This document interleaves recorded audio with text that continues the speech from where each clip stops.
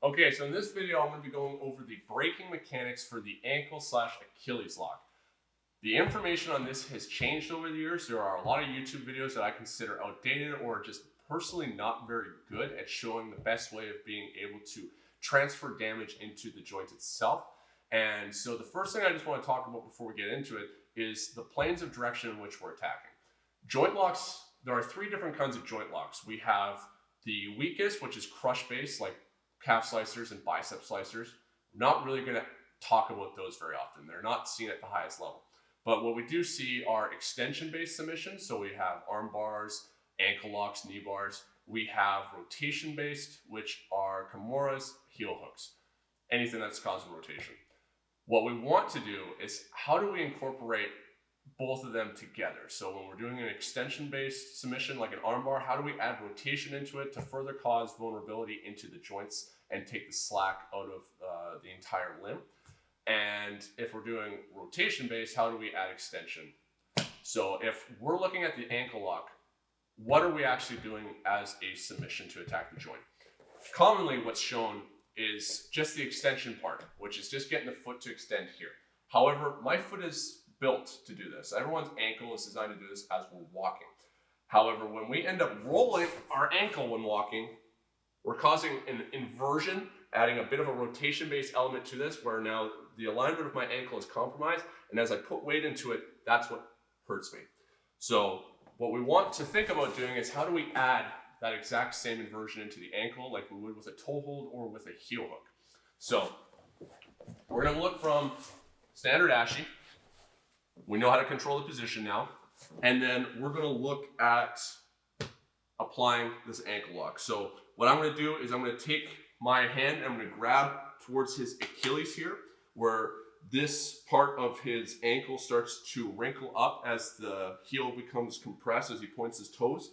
In the same way we would to be digging for a heel hook, but I'm using this just to at least elevate and cause space that I'm able to easily thread the ankle lock. The ankle lock, we can thread this grip from many places.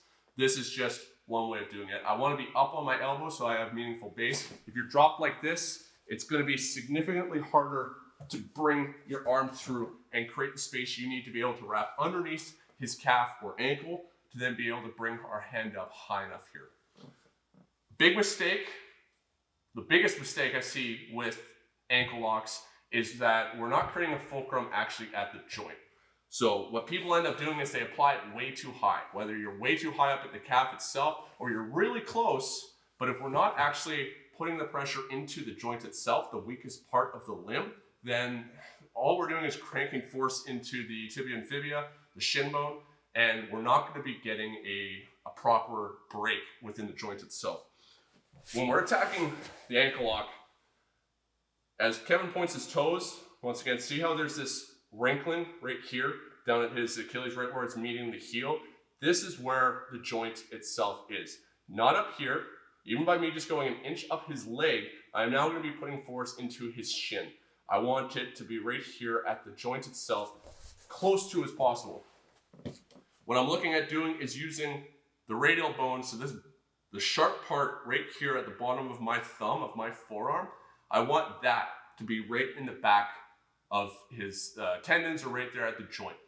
This is going to cause more pain, and now pain does not ever submit higher people. There's a difference between pain and what actually causes harm, but what it's also doing is causing more pounds per square inch pressure here because I have a smaller surface area.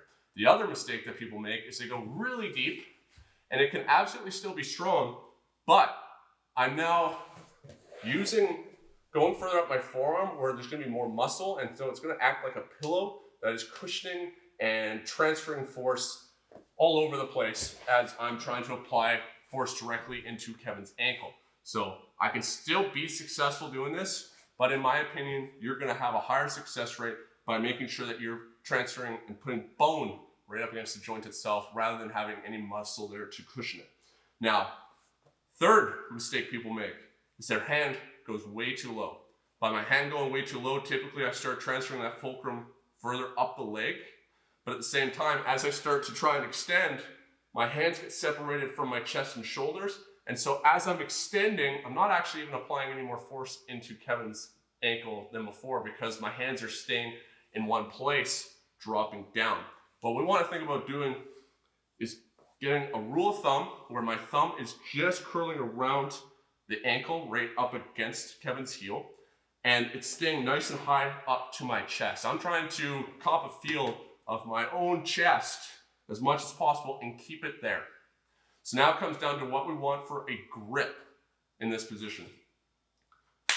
Always, at least for us, we're looking at just having a blade of our hand curling the fingers here. It can be a fist if you got the space for it, but typically just extending the hand and curling the fingers there to double them up to make them stronger.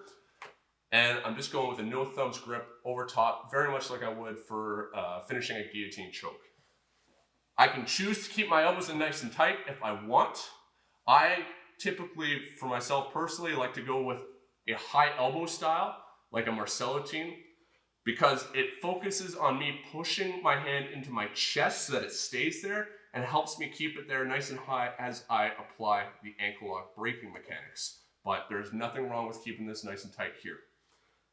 Now the mistake would be me to just add extension here. I can absolutely be successful with this. I am using my entire body against one limb of Kevin's and then transferring all that force as much as possible into one joint. So you still will be able to get people to tap by just adding the extension. But what I want to think about is how do we add that rotation-based element? What I'm going to be doing is looking at closing this elbow like this against the side of Kevin's leg so that I'm able to roll it just from here. The difference of Kevin's foot here and here is now his ankle becomes very weak. As I apply that, I'm pulling my elbow back. So it's going to be difficult for me to just close my elbow here. We can do it by virtue of us rocking our shoulders forward, or we can do it by virtue of us pulling our elbow back. The elbow is going to be more successful because it allows me to keep tighter control of his hip and his knee, while I also pull slack out of his joint, so out of the entire leg. So if Kevin's leg is nice and loose, then he's going to be able to absorb force, and his tendons are going to be able to stretch further because they're naturally loose. Think about tightening or stretching an elastic band to its fullest extent before you start trying to pull it in a different direction. That's how you're going to be able to break it. So I'm going to be keeping this tight control, and I'm going to be looking at keeping his hips in one place or even pushing them away slightly as I pull on this end. So think about I'm trying to pull the knee apart here like a torture machine. As I'm here, I'm making sure I'm keeping my hand up nice and high, and I start closing my elbow and dropping down to my shoulder. Be careful dropping down to your shoulder.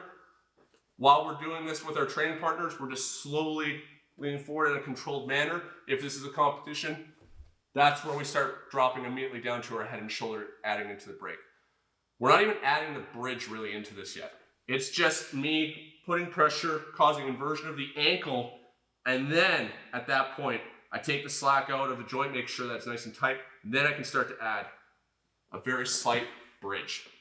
Bridging to finish any kind of our submissions like arm bars or heel hooks, ankle locks, shouldn't be something that we're doing in the gym with our training partners, and it should definitely not be something that we do while we're drilling. I have a partner here who is allowing me to go super deep on the submission and apply it without any resistance. So if at any point you feel like you're adding 30, 50, upwards of 100% to try and finish a submission, you're doing it absolutely wrong. I should be able to have my hand even just up against my chest here and with one arm, make sure that I'm keeping the hip and knee controlled, closing my elbow, there, getting a nice, really easy tap. And I encourage you guys to try it with one arm while you're drilling it, just to make sure that you're isolating the braking mechanics here so that you're going to be more successful as you start to add both arms. Try and do an angle here. I'm going to experiment with a bunch of different angles here to try and show you guys the best to show this inversion of that ankle. So from here, I'm hooking underneath and I'm basing on my elbow, and I'm going to look to bring my forearm back to the Achilles or to the heel so that I'm right underneath the joint itself, and I start sliding my hand up nice and high to my chest. And now, see how his foot is still pointing straight forward? as I look to close my elbow, that causes that inversion of the ankle. From here, I keep this control and I keep walking my elbow back and start dropping to my shoulder slightly to start applying that ankle lock. From here, walking this back to cause the inversion of the ankle, start leaning forward, bringing my forearm into the Achilles. I believe it was Stephen Kesting's high percentage leg lock instructional way back in the day that I heard the analogy of when it comes to trying to find the right spot for attacking that ankle is think about a rope with a knot at the end of it. All I have to do is have this overhook. Doesn't matter if it starts up here because it's nice and tight control. And if I slide down that rope, even without looking, it's going to catch the end of the knot and it's going to be right in place. So I don't have to get, it's not like heel hooks where we have to be super particular about how we're getting our digs completely proper. All I need to do is make sure that I'm in the right spot. And all I have to do with that is slide back until it catches. I withdraw my elbow slightly so that I make sure that my thumb is just curling right around his leg here to catch nice and tight. So that then I'm going to be able to close my elbow. And as I close my elbow, you can see how this starts to create a slight bend in his ankle.